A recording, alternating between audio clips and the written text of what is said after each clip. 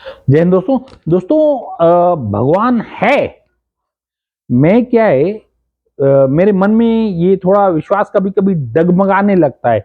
जब मैं बहुत सारे लोगों को प्रताड़ित होते देखता हूँ, पीड़ित होते देखता हूँ, तो मन में कभी कभी विश्वास डगमगाने लगता है। इसलिए ये सवाल कर रहा हूँ कि क्या भगवान है।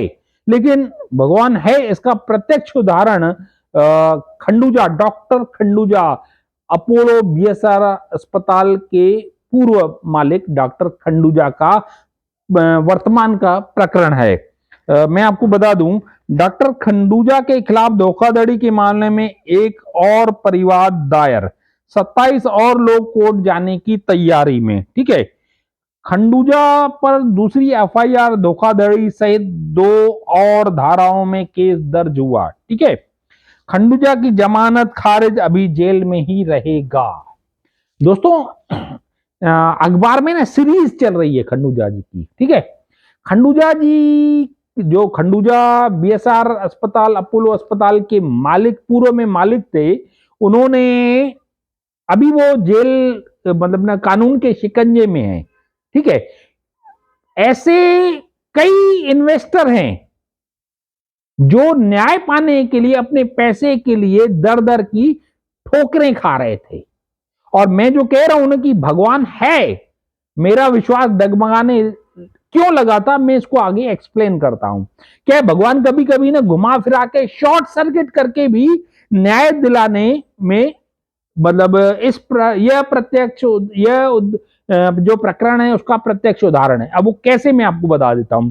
जो भी, जितने भी बीएसपी के कर्मचारी, अधिकारी, बड़े बड़े अधिकारी, और जो इन्वेस्टर जिन्होंने अपोलो बीएसआर में पैसे इन्वेस्ट किए थे, सिर्फ मतलब नॉर्मल इन्वेस्टर नहीं थे, वो बहुत हाई इंटरेस्ट की लालच में भी इन्वेस्ट, क्या खंडूजा जी बहुत हाई इंटरेस्ट का लालच देकर के भी उन्होंने पैसे, बहुत सारे लाखों करोड़ों करोड़ों रुपए इन्वेस्ट कराए थे। तो वो जो इन्वेस्टर थे, जब खंडूजा जी से उनको पैसे मिलने की उम्मीद नहीं रही, और वो न्यायालयों के, थानों के धक्के खा रहे थे।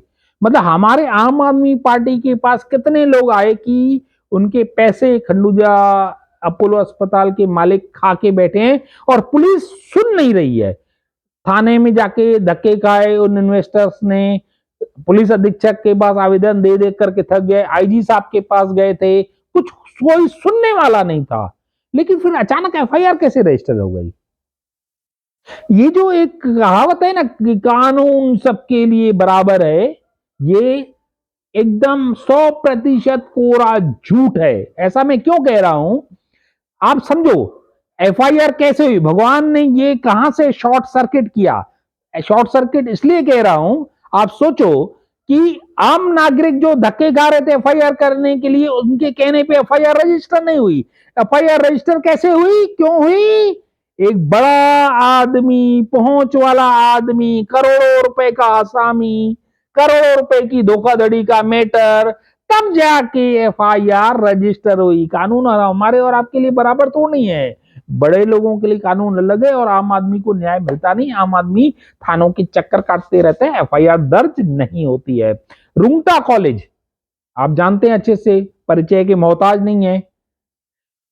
अपोलो अस्पताल की खरीदी के पैसे को लेकर के रुंगटा जी की शिकायत पर यह एफआईआर दर्ज हुई। तो रुंगटा जी कौन है, Rungta college, Rungta engineering college.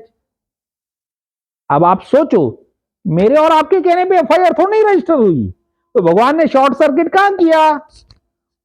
भगवान ने उनके सौदे, रुंगटा जी और अपोलो अस्पताल के मालिक, पूर्व मालिक खंडूजा जी के बीच में जो सौदा हुआ, और खंडूजा जी ने जो जानकारी में आया कि खंडूजा जी ने उस सौदे के पैसे उनको वापस नहीं किए, उसको लेकर के एफआईआर रजिस्टर हुई। तो कानून सबके लिए बराबर कैसे हुआ।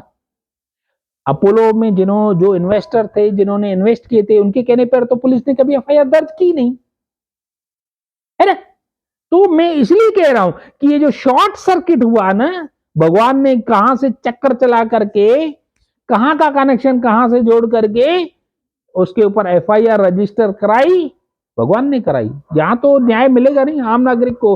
आप एक एफआईआर करा के बता दो, कागजों में सब ठीक है, उसकी बात मत करो, कागजों में सब ठीक है, तो कागजों में राम राज्य चल रहा है, ठीक है, आप बिल्कुल ऐसे एफआईआर रजिस्टर करा सकते हो, कागजों में, हकीकत में नहीं, ठीक है। तो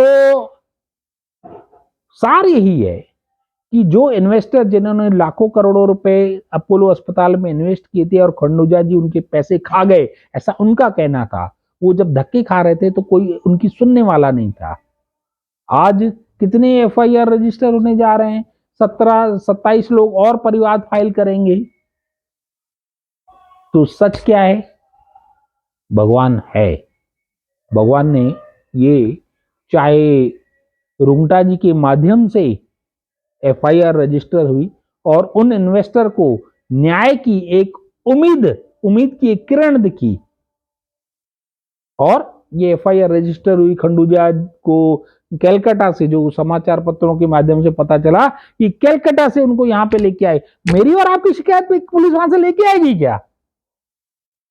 हमारी और आपकी क्या औकात है? कानून बड़े आदमियों के लिए अलग है और हमारे आपके लिए अलग है। हमारी आम आदमी की कोई सुनवाई नहीं है।